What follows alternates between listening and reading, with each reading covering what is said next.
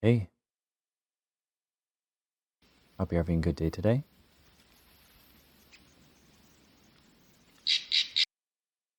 I'm doing good.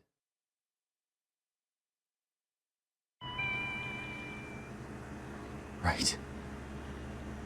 Last time we played, I think I wouldn't say sequence breaking, but the game kind of soft locked? Is that the right term? Couldn't move Johnny here. Johnny wanted to check out the gas station here. And yeah, I couldn't do anything. I couldn't make a move. Alright, let's see. Junebug is outside. I guess we're playing as him. We can kind of walk around. He's also a robot dude? Yep. Okay, there we go. Look around. And then this guy, I guess, enters as well. Right. Junebug and Val.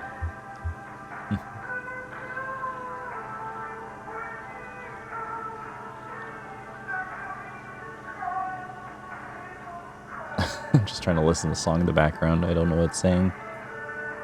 Alright. Voice mod is on? Yeah. Alright.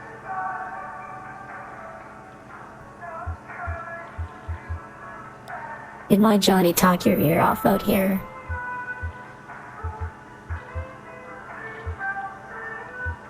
Damn. He's even got me talking to dogs now. I think I can see why he does it. You're a good listener, Val. The dog's name is Valkyrie. That's an awesome dog name, honestly. Maybe if I had a dog, I'd name them Valkyrie. Alright, let's talk to the attendant.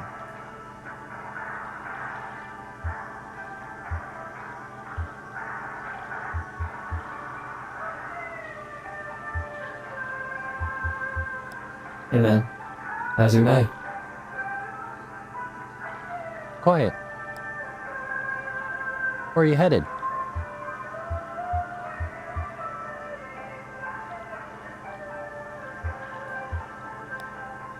Hoping some new friends make a delivery. I'll lure her along for the ride anyway.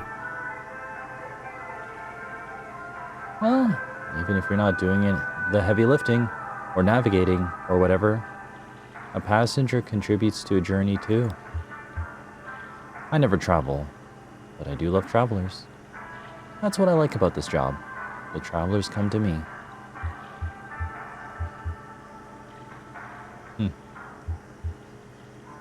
I've worked in retail before. These guys in the boats are coming back again. Huh. Yeah, I think it's like 2 canoes. The plane propped on them. Maybe.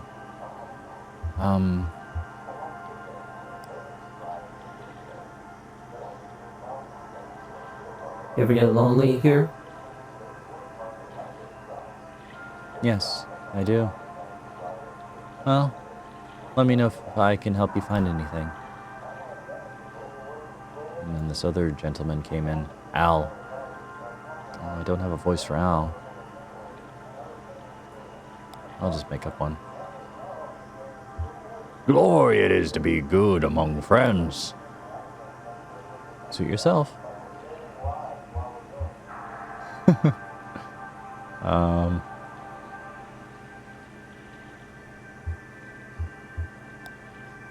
What are you so excited about?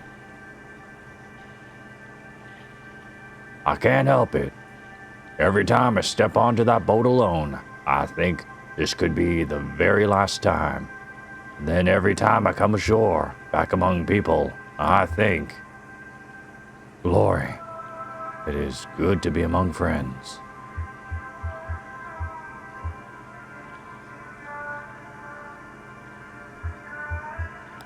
Helps to keep things in perspective, I guess. Yeah, I guess, traveling and all that does put things into perspective. When I went to Quebec, for that fantastic wedding I went to with for my friends. Well, my son had to stay behind, and you know, as silly as it sounds, I mean, I already know I love the kid. He's my boy. It's my boy. But it also just made me realize, like, wow, what if I never came home? I know that's morbid. Off to a morbid start here, but you know, everyone's always talking about, oh yeah, Boeing planes, Hitman, yeah. Oh, at least that's the current memes going around at this time of recording. Well, ish. It's about a month-old meme, but not that we should be memeing on things happening in the news world and, you know, important things like that. But that's just how society seems to react to serious things.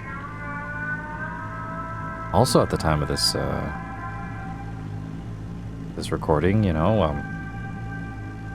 a presidential candidate got shot, which shouldn't be that way. No matter your opinion on politicians, things should not be solved with bullets and gunfire. And oh man, it's nuts.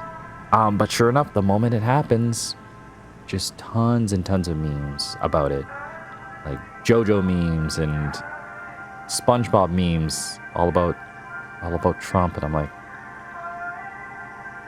I mean, memes are weird because they're kind of funny, but at the same time, it's like, this is serious. I don't know. Anyways, world is interesting like that. I don't know why I'm going to tangent. Let me continue. I guess what I'm saying is, I kind of wish the world wasn't trying to solve things with bullets. That's all. But anyways. It's a ritual of remembrance for me. Tonight, particularly so. It's my birthday. I am 5 years old. You know why I say that? Well, I'm gonna tell ya. 5 years and some days ago, I sat on the Echo River alone, or so I thought at the time. I was looking for an ice floe. They are occasionally rumored to travel our humble artery on their way from who knows where to who knows where. I don't know, I don't even remember what the voice I had for this guy is, but he's turning into a pirate. Alright, let's go for it. I don't voice act this. I'm just trying my best. Who knows why? It's a mystery. An hour into the journey, my lantern gave out. Now, I always carry 3 or 4 spares. You'll never catch me in the dark again. A lesson learned, buddy. Sorry. I'm just laughing at myself. Oh, man. But that night, when the lantern went out, I was stuck in the dark. I kept my arm extended, running my fingers along the cave wall, trying to keep my bearing as best I could and at least make sure I wasn't going in circles. I just prayed I'd find another traveler who knew his way back to the lake or above ground, or even just a crack in the rock to get a glimpse of moonlight. I had a large bag of apples with me. After a long while, maybe a day, I was getting weak, so I took my hand down from the rock to tear the bag open. Well, when I reached back out, I couldn't find that cave wall anymore, or any other. I was totally unmoored, buddy. Totally adrift. And it was so dark. I started counting time in apples eaten. I drifted in despair for 4 apples. Then I schemed and planned and dreamt for 2 apples. Finally, I came to accept my fate, lost at sea. And this phase, I think, would have continued indefinitely had I not come down to that very last apple. Picture me, feeling around in the empty bag, certain that somehow there was another one of those fist-sized chunks of life-giving fruit, already softened by time and probably unappetizingly brown. Nope. That was it. Just as I was about to bite into my last meal, I felt a tickle on my upper lip. It hatched right then. Couldn't have been a moment later or I would have eaten it. My last apple was infested by a damn fruit fly maggot. Oh, that's gross. Well, that should have been the end of it. I should have eaten that apple and that fly while I was at it, and put an end to our little food chain suicide pact. But I waited, out of mercy. After all, this fly was basically a newborn child, right? A gross insect child, but still a child, right? Born into darkness and famine, hungry and alone. I mean, can you imagine that? No other flies out there on the boat, and never would be. No other flies to welcome him into the world. I mean, no fly culture, no fly society, no fly history. A true orphan. I started to get depressed just thinking about it all. Worked out a thick tear. A thick tear, I'm not ashamed to say.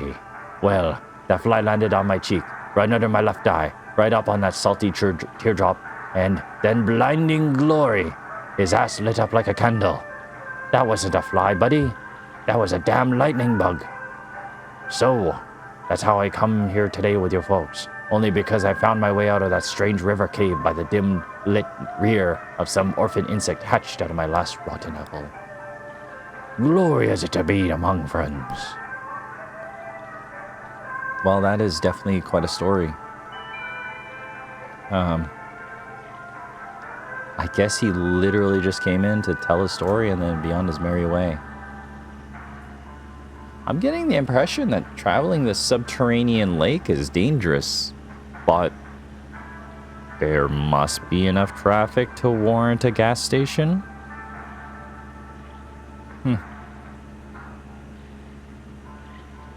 Then, I don't know. See, I'm trying to poke the logic into this, but then again, I'm currently a robot. This guy, Johnny here, is a robot. Huh. There he goes. Guess we're out of here. Huh. Guess that's it.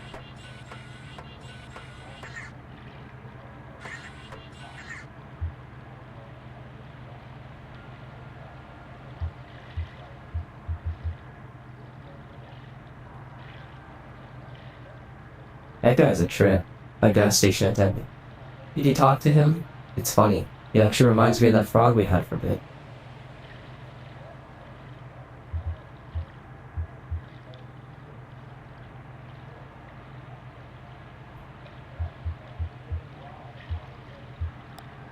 That frog you had.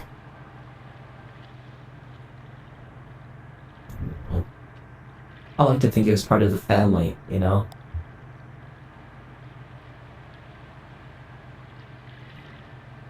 Okay. But how does that gas station attendant remind you of a frog?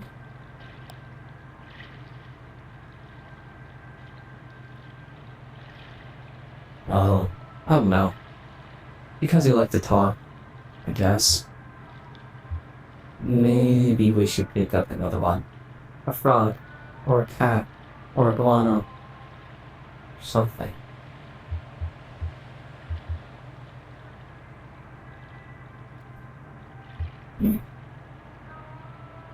Huh? What's that? Flip the notes? Testing? Oh. No, it's working. Continuing? Or maybe a third person to travel with?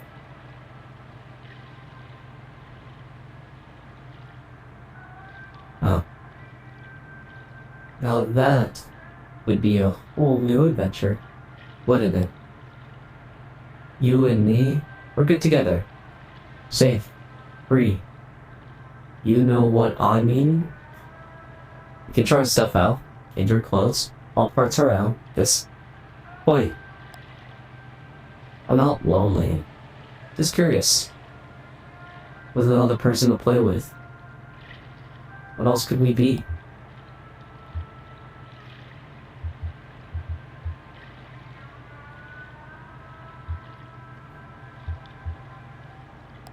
We can keep it in mind. Let's not rush into anything.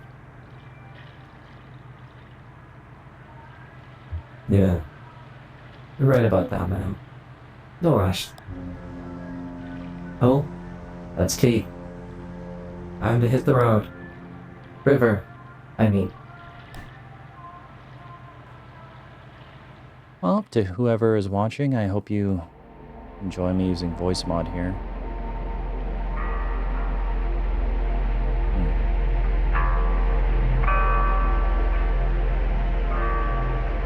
See that small brick building? It used to be an upholstery shop. Now it's uninhabited by a very skilled taxidermist, whose art is greatly in demand. When it was an upholstery shop, it didn't see nearly as much business. The old shop's name has been lost to time and weather. This was decades ago, and the only trace of it now is the great frame of an old sign behind the new lettering, which now reads Trapper, Stalker, and Sportsman. And then below, smaller, no specimen is too exotic, no arrangement too fanciful. Some of the upholstery equipment is still there, too, and still sees active use. Elise is a resident artist, though she's not the owner of the shop. I like how you can choose who the shop is owned by.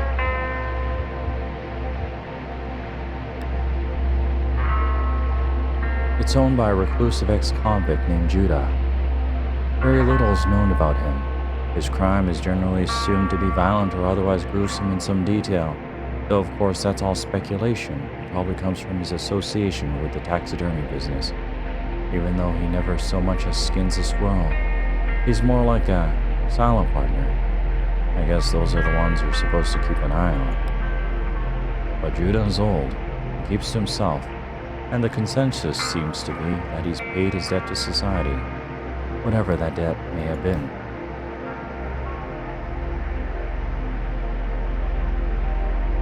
Sort of like tropical beach house, kind of.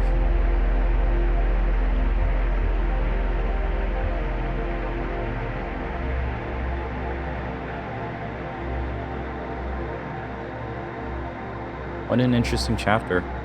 This one feels like you have a lot more agency and leeway.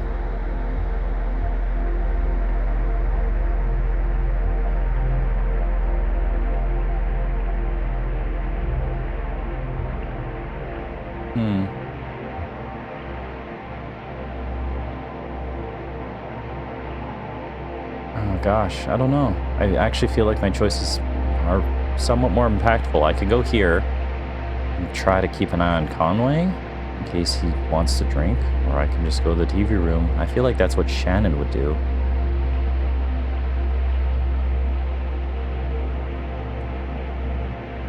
You know what? I'm gonna roll D20 on this. Okay. Take this die.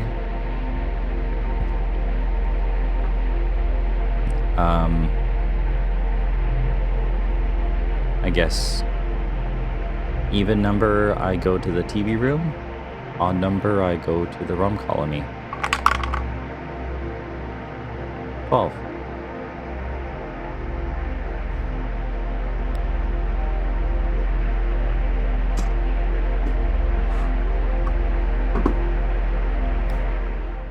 All right. The journey continues.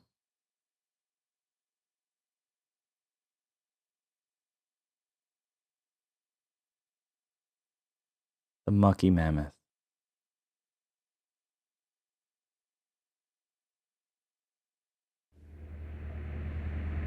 What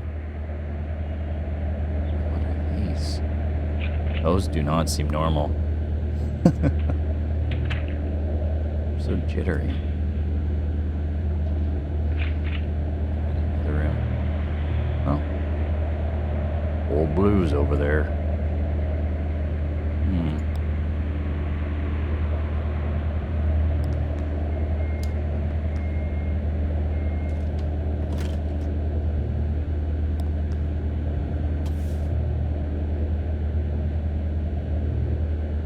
The shelves are full of dusty tapes.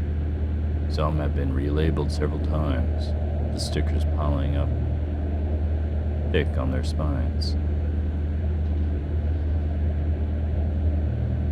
Yeah, I'm gonna apologize. I know sometimes when I'm reading stuff I seem to add and butcher words. That's just how I am for some reason. I'm trying to work on it, though. Birds.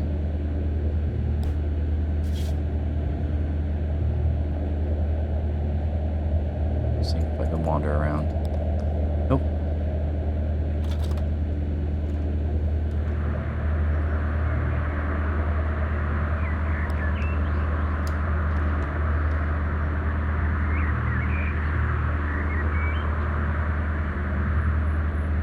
Blue-black morning swings across the screen. The birdwatcher tramps through dewy grass, stops with a wet grunt, and rests the camera on a pile of rocks.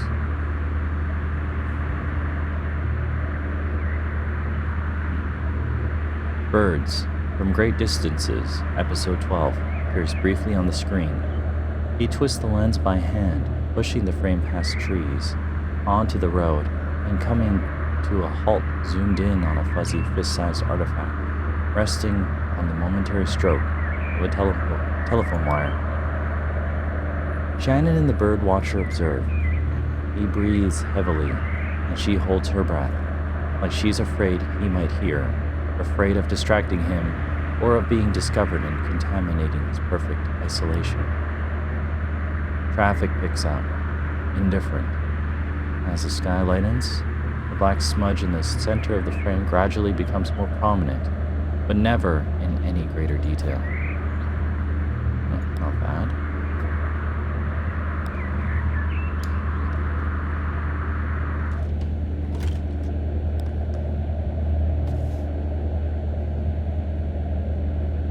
Shannon combs through the video archive.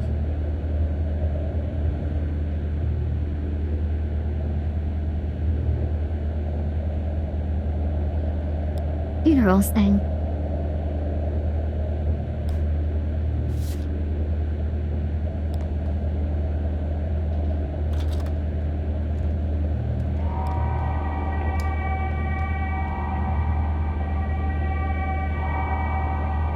An elderly couple sits on folding chairs in the middle of a TV studio, undecorated except for a funeral lily in a thin, blue vase on the table. The lights are a bit too dim to make out their features. She reads from a newspaper with unhurried efficiency. Gloria B. of Munfordville passed away on Monday at her residence. Survivors include her children, Dakota, Montana, Minnesota, and Bobby, all of Mumfordville. A memorial service will be held at 7 p.m. Thursday at Haddon Huffman Funeral Home in Mumfordville, with cremation to follow. He never knew Gloria. He thinks he may have heard the name, wondering it aloud if she ever worked at a cafe down there in Mumfordville. The woman who ran that place was once called Gloria. Or maybe still is. They take a call. Someone who knew Gloria B., if not very well. The caller once installed a satellite dish at Gloria's house, a 900 square foot ranch-style home on 2 acres at a dead end, backed by weeds and pine. Oof, kicking stuff, ouch.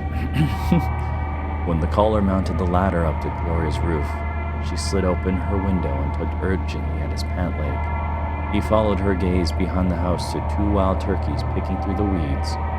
Gloria and the caller watched, silent and still, as the huge birds foraged obliviously into the trees. Then he installed the satellite dish. Sad. Yeah.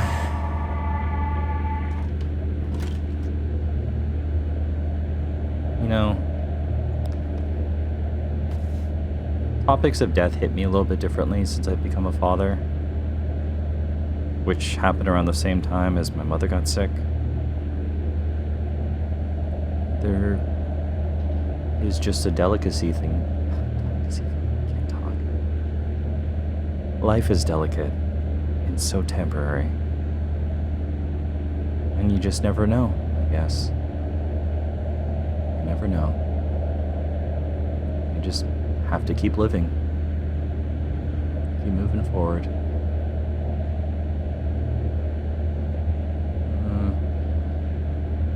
Art thing? Bird thing.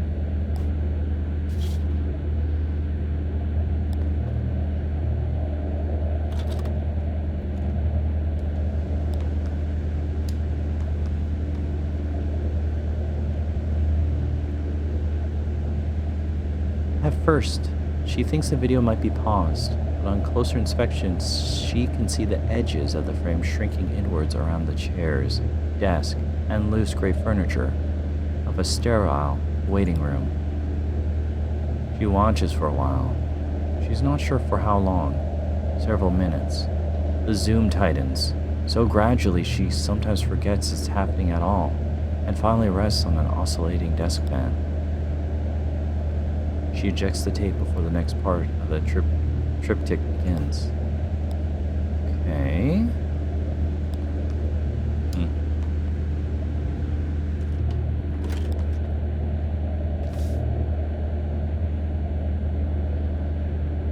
It's interesting having a TV room like this, but wouldn't you be so busy doing stuff that you'd have no time to use it? I don't know. I feel like the game wants me to push question mark, question mark, question mark. I'm gonna refrain for a minute from that and see what these other things are. Weather. I suppose if I was on a subterranean boat where the weather conditions might be always dark and gloomy, it might be nice having VHSs like this. I mean, then again, it's kind of just nice to have the ambience. Like, a lot of stuff I do around the house, I'll just have like a Let's Player in the background humming away or, talking about a video game. It sounds terrible. But like, I give them my attention, but I also like to try to be productive, and it also kind of takes away the loneliness of things. Not to say I'm lonely. I'm actually really not. I'm always doing something. I'm always around people. I think my loneliness is a bit different, I suppose. Maybe relatability or whatever. I don't know. The on-screen title identifies this program as The History of Weather, Volume 3, Drought. Over footage of a dry riverbed, the program's narrator explains the difference between modern drought and ancient drought. The narrator proposes that modern drought may hardly be considered weather at all, since its severity and behavior are so influenced by human activity. Boring. This is not for her. I'm gonna call it right now. I apologize for yawning. She's gonna pop in a VHS, probably the question mark one, and it's gonna be Weaver. I bet. Oh, she might be into science. Science.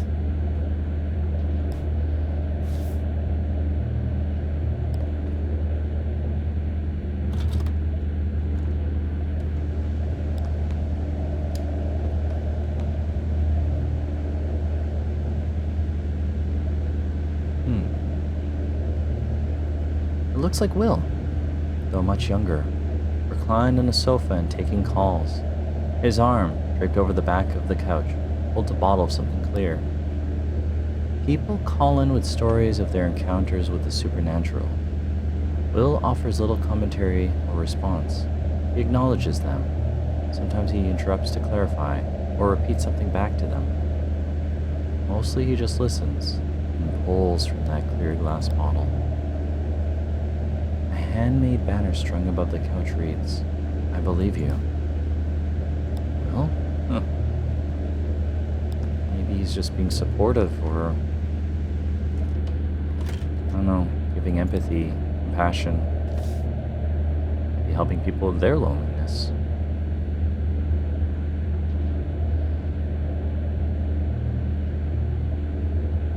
Shocking.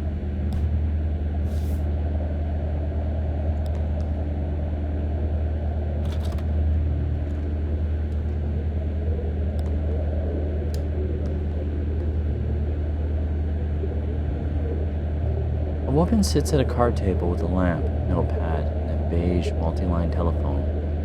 The scrolling marquee reads, "Swap, shop, buy, sell, trade, or want to buy, call the broker." Then a phone number, repeating without pause. Eddie has fresh eggs to trade for a basil plant, a a dozen eggs for one plant, which is a steal. Eddie's eggs are good eggs. Sadie has a bunch of fine shells. No reasonable offer will be refused. Christopher is looking for a scrub plane in decent shape. It doesn't have to be too nice. Just something to get a tabletop near to flat from some oak that's been air drying in a barn for 20, maybe 30 years.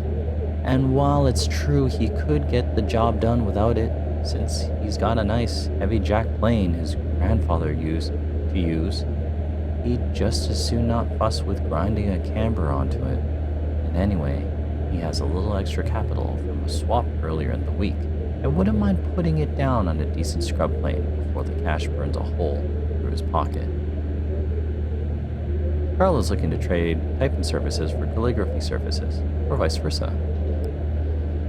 The broker takes notes and switches lines, never speaks, drunk on the hum of commerce. Fun.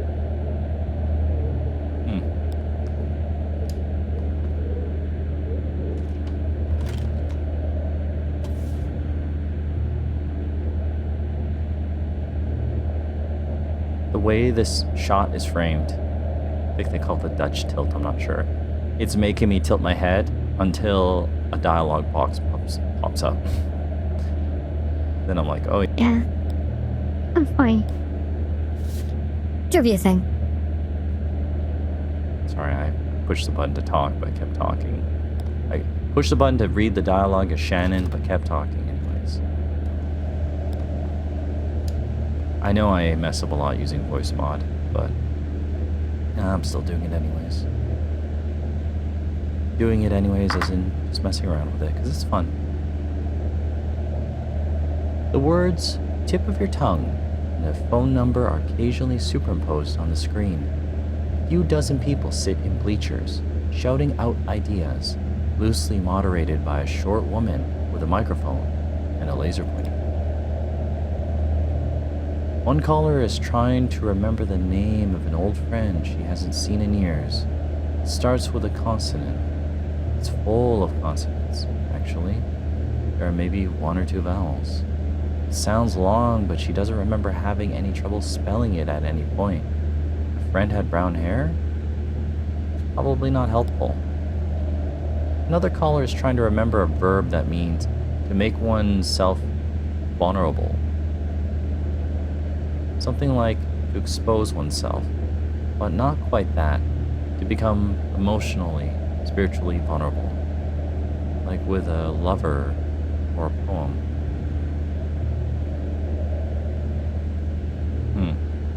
Confide? No.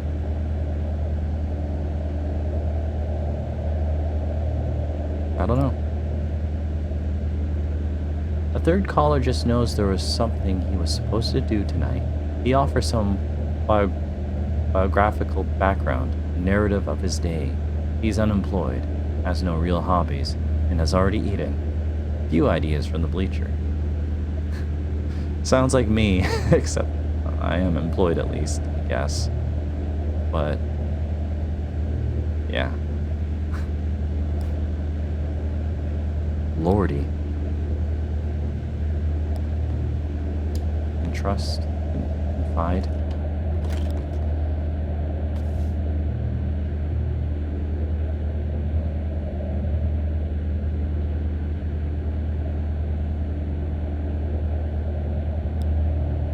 Or birds.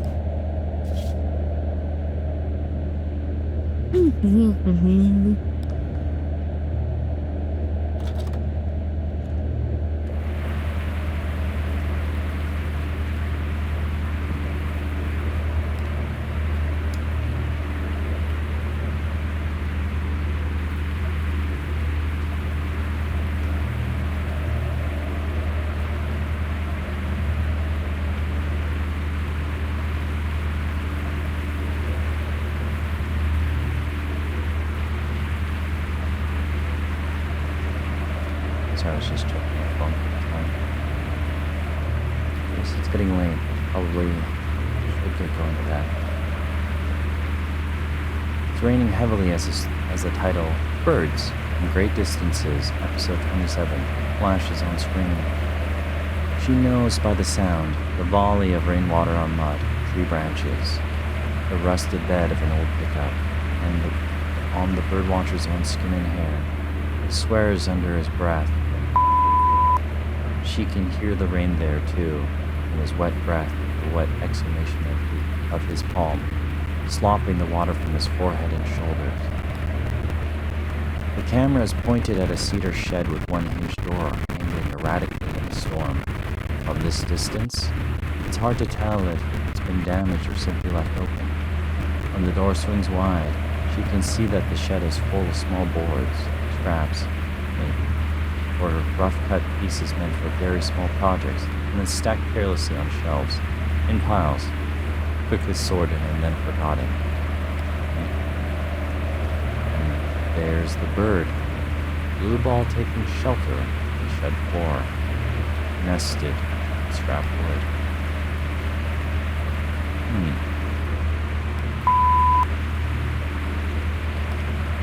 You know, suddenly I'm reminded of a time where, when I was younger, we used to have cable for a little bit, but cable TV was too expensive for us.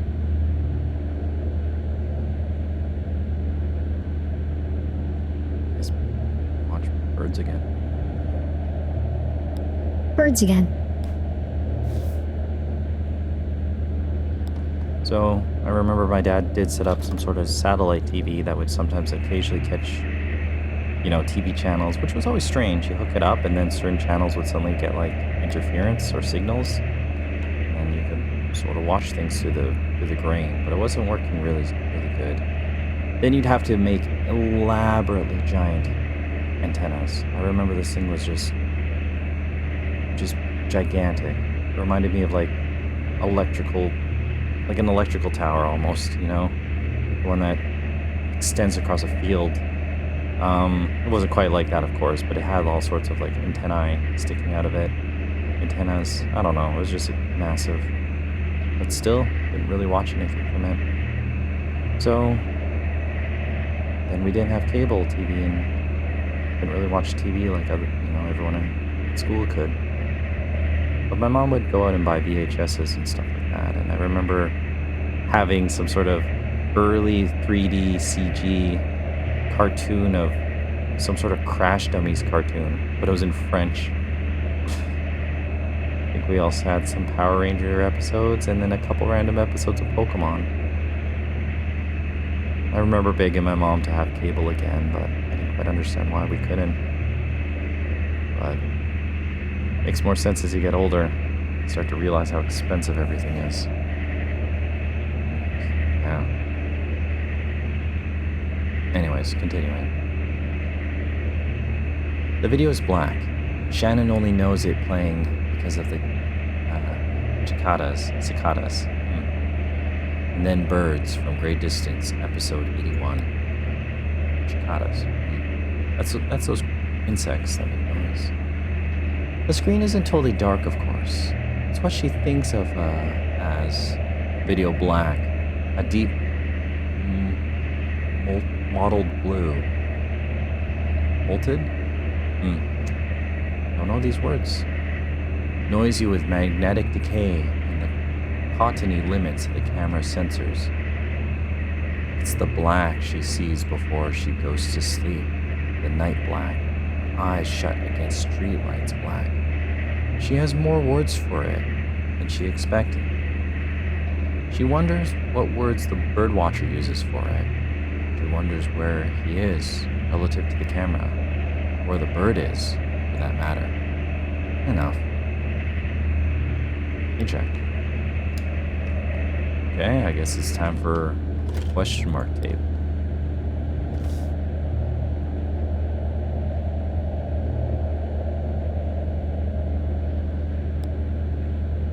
What's this?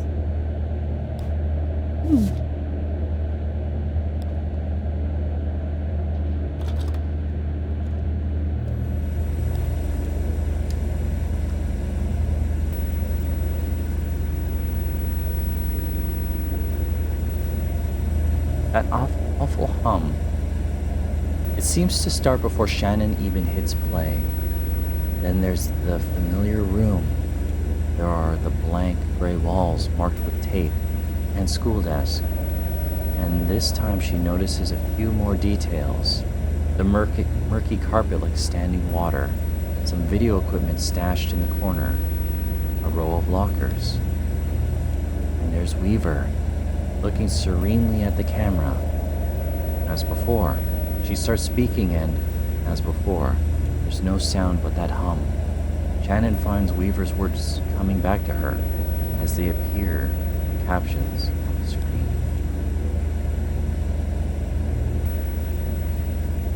Mail, school, these magnificent magic horses. Go underground, as deep as you can go. The air is cruel, and the earth is dead. And when you close your eyes, you are surrounded by the dead. Remember where that is? You'll find your way from there. I think this place is what you're looking for. Some of it will wash away soon. And I think you'll be happy here, even without the mail. School. The text repeats for a few minutes, and Shannon stops the tape.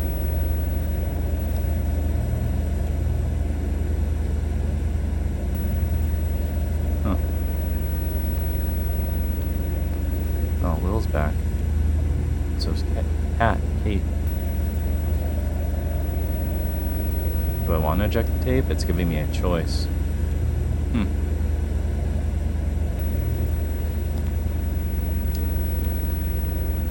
Can I keep it?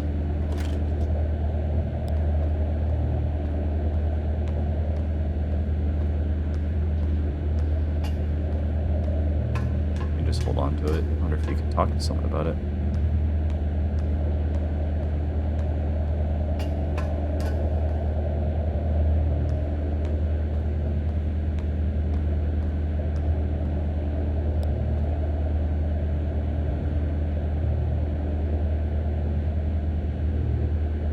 No. There's only a few notes. Slow, sad, like funeral music, you know? I don't remember it being sad, just simple and unburdened. Maybe that's what funeral music sounds like to me, unburdened. Oh, hello. Kate and I were just trying to remember the Mammoth song. But neither of us had heard it for years. We'll just found the mechanism. In the mammoth's belly, hidden in gritty, matted fur. It's like a big music box, a slowly spinning cylinder covered in metal pins that pluck her dulcet guts and pump the bellows in her bowels. Some of the pins are rusted and worn away, easy to replace, if we can ever remember what the notes were. Did I hear you browsing the archive in the store? Find anything good?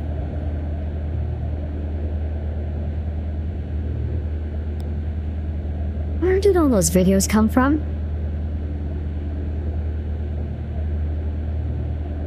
People just left them on board. Passengers.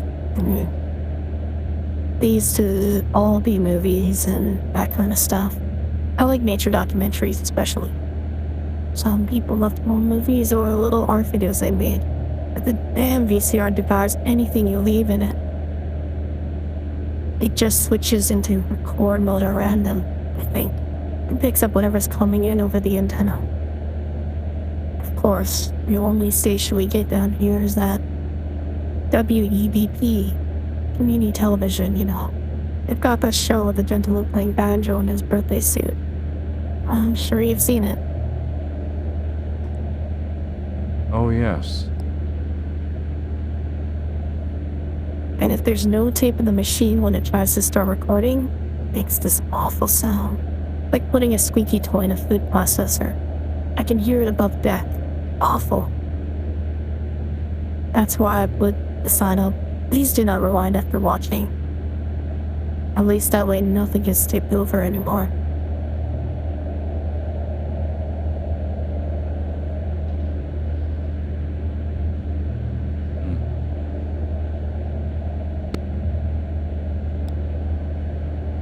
one of the videos.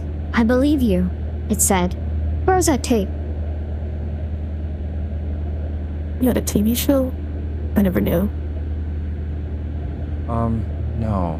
I don't believe I ever have. The title sounds familiar, but more like it's something I heard about.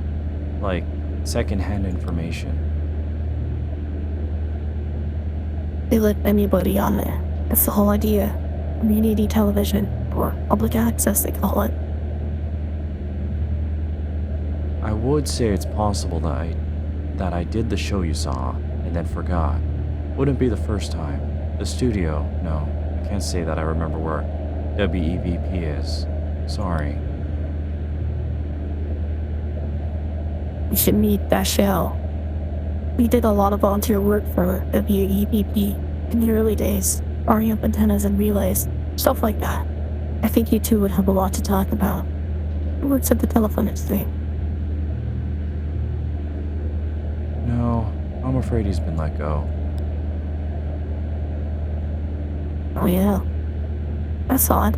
He still takes the ferry to work every day. I'm sure he's at the telephone exchange right now. In fact, I dropped him in there a few hours ago. We're stopping at the telephone exchange again shortly to deliver their mail and pick up their trash. You should go ashore when we do. As for that show. Fascinating. I wonder what happened on the excursion with the others. I rarely miss a chance to lounge on the beach around the rum colony, and I do enjoy a drink, though I don't find their signature liquor suits me. But this time I elected to stay aboard and shoot the breeze with Kate for some mineral water. Still, I hear reports.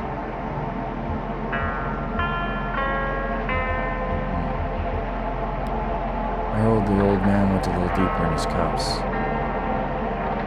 Not at all surprising. He seems to have some momentum, and Patch mixes up some pretty magnetic drinks. Poor Conway.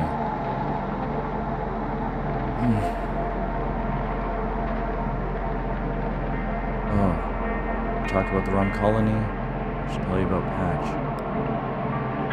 He's the bartender, general manager, creative director. I guess that means he books the music. He's pretty much run the place for the last 7 years. A lot of folks assume he owns it, but that is not the case. The rum colony is owned by a dead man. The rum colony is owned by a dead man named Vernon. Technically, it would be owned by the power company, who once bought a sizable interest from Vernon as part of a state-sponsored investment program. But a clause in that arrangement requires them to keep their hands off the day-to-day, and most of the profits, so long as Vernon walks this earth. The upshot of all this is that nobody came forth to identify the body. Patch is a good guy, though. Kind, trustworthy. He mixes a strong Mai Tai. That's her thing.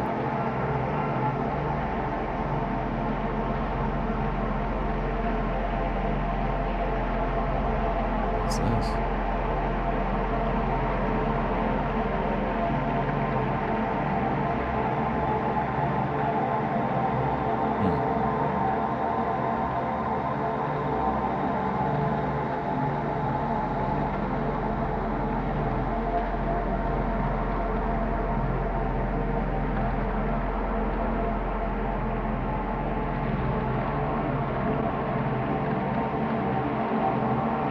Just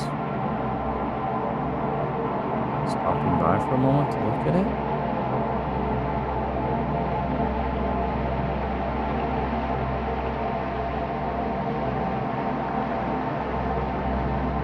Have we hit an impasse? Hard to tell. The squiggly lines kind of disorient me.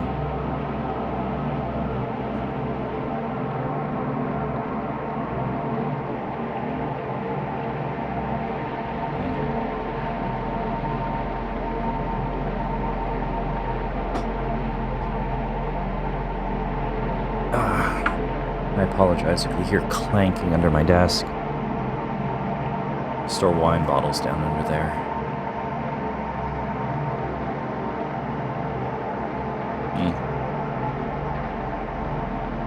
Second time this has happened to me. Controller isn't doing anything. That's a shame. I guess I'll give it a couple seconds just to see. Weird. If something's meant to be triggered, it's not happening.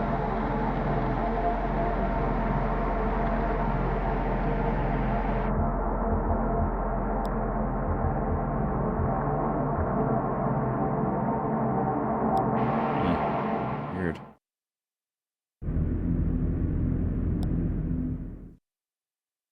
So.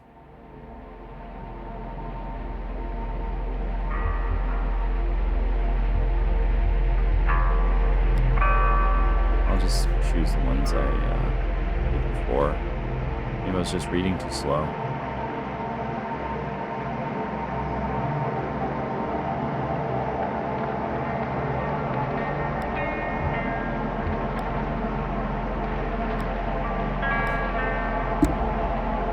Yeah, maybe I was reading too slow because I'm reading it out loud. That should be around the corner. We'll see what happens. Hopefully we're not like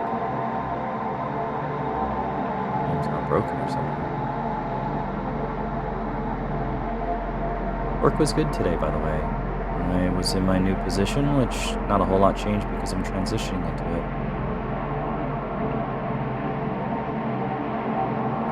Here we go.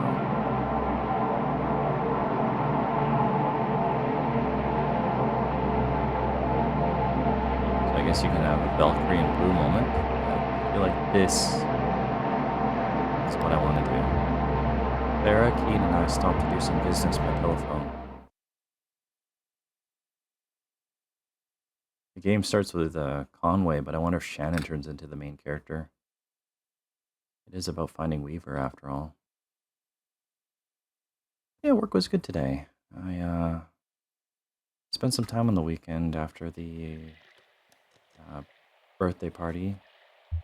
It was my son's cousin's birthday. My friends, Scott and Val, have a kiddo, kind of roughly around the same age as my kid, and their birthday was on the Saturday, and then yesterday, as part of some downtime, for some reason, I made some,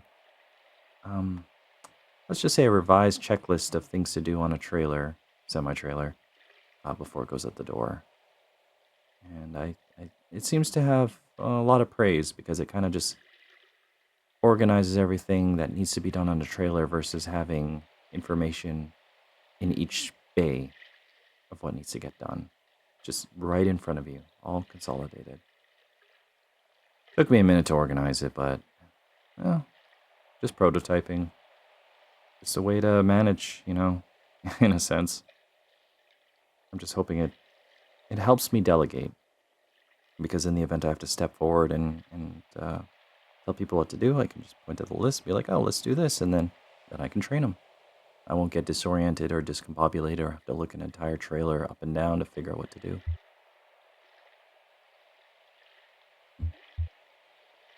Guess we're gonna be here for a minute. Looks like they got a few calls to make.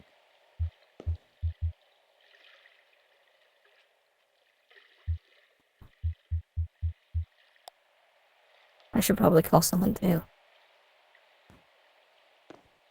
Oh, yeah? Who you calling?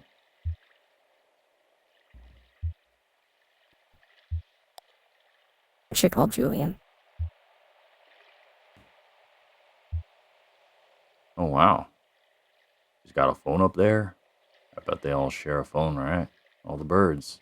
The big bird phone up in the sky.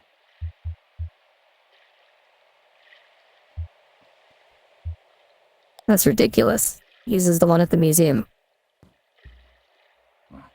Makes sense. Well, guess I'll head back aboard. Might see if I can find any of the good stuff stashed in the... Maybe in the spice cabinet? Maybe in the medicine cabinet. That's where it belongs. Hell, who am I talking to? Don't listen to me, kid. I'll see you in a few. Oh, Conway.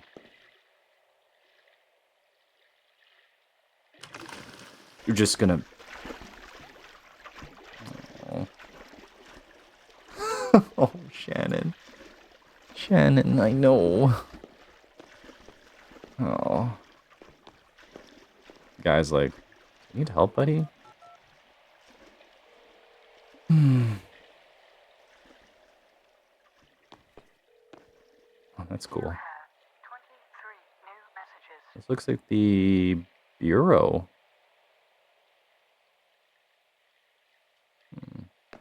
I wonder if he was the guy who was playing on the organ when we were at the bureau. I don't remember. I remember going to a house in Aroostook County, Maine. I was 2. We were moving, and we were driving up in a white Nissan station wagon with faux wood paneling. And it was the first time that I'd seen the house that I was going to live in for the next 7 years.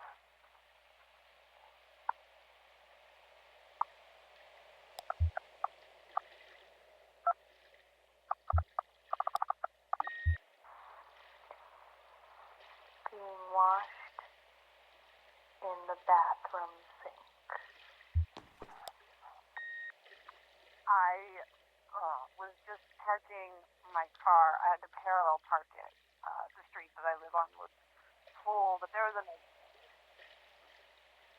But it just got cold today for like the first time in a long time. So I had the heat on. And whenever you have the heat on in an old car, it definitely smells a certain way. It smells kind of like, it almost smells, you can like smell that it's hot, and you can feel it too, but the smell that it is like from the car itself, like from the engine. And there's been a lot of smoking going on in that car, so it's not exactly a pleasant smell, but it's definitely strong and it's definitely there. And with the windows down, you can also smell that it's cold. So you get both. And that feeling together is super familiar if you've been in old cars a lot. Anyway, I was parking and I had to go in and out about it like 3 times, but when I finally finished parking, it was like perfect.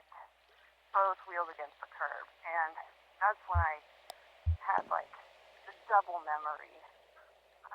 When I first learned how to drive, my mom taught me how to parallel park. She told me the story about when her dad, who was a motorcycle cop, taught her how to parallel park. And every time she parallel parked, he would take out a dime, and if he could fit the dime between the wheel of her car and the curb of the street, then she had to do it again. She didn't do that for me, but every time that I got upset about having to do it again, she would tell me that at least I didn't have to be a dime's distance away from the curb. I learned how to drive in the fall, and I got that smell a lot during that time. And I don't know when my mom learned to drive.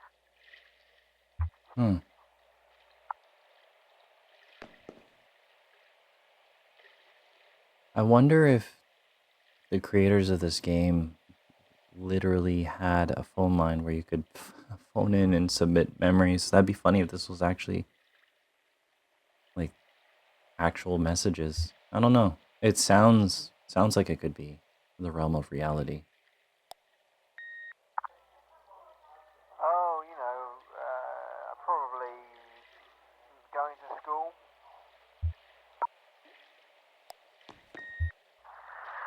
I can't sleep because the trees are scraping against my window, and it reminds me of a tongue scraping against my skin.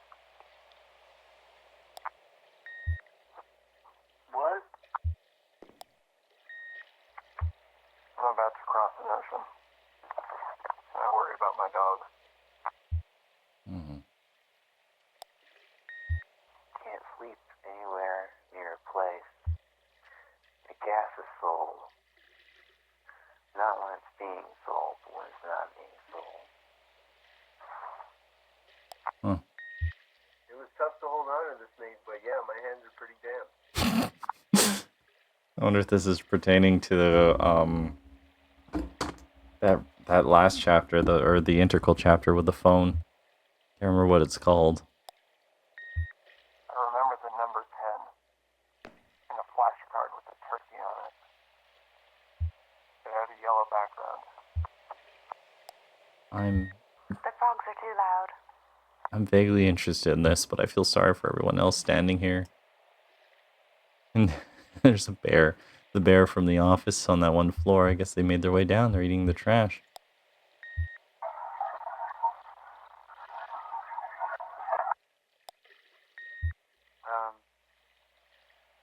Not a whole lot. I guess I was walking.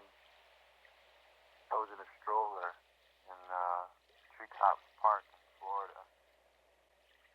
My mother accidentally pushed me into a spider web.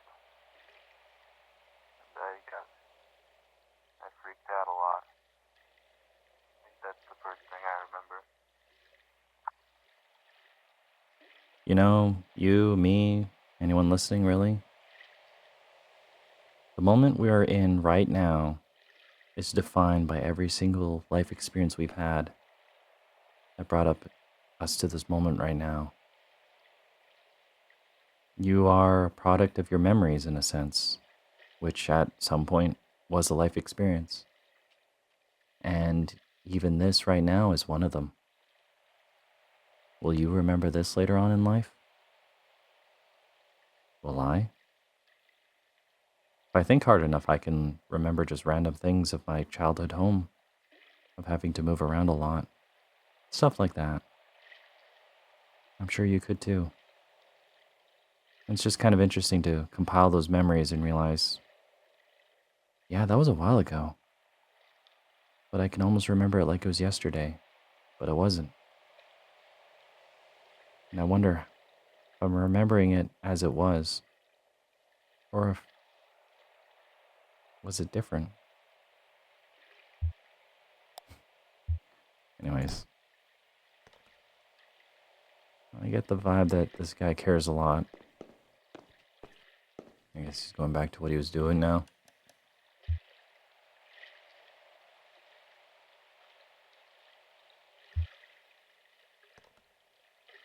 We go diving in too. It's actually really cool. Kind of dangerous.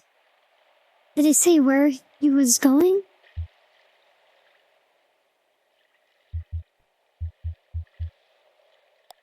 Looking for the good stuff. See. I'm thirsty.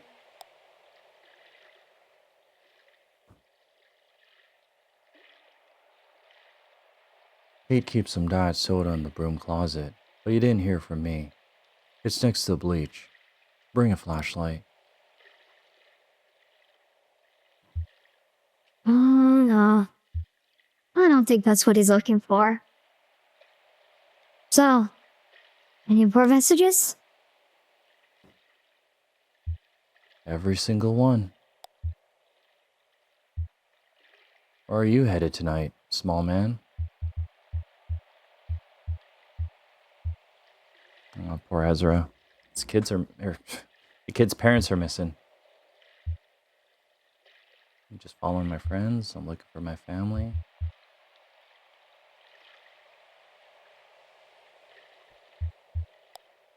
Looking for my family.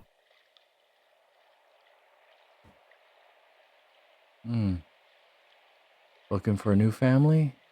Or a family you lost track of?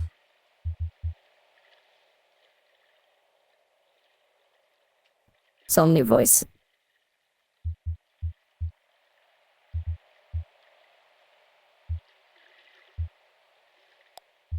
The folks disappeared.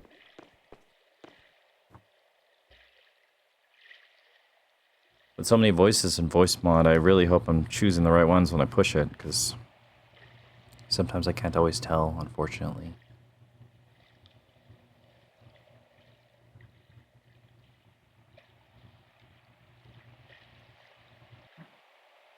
We met Ezra earlier tonight. He's been very helpful. I'm hoping we can return the favor once we get back above ground. Poor kid was sleeping at the bus station. Has lost track of his folks. He'll be alright. He's more at home down here than any of us. Trust me, I have an eye for it.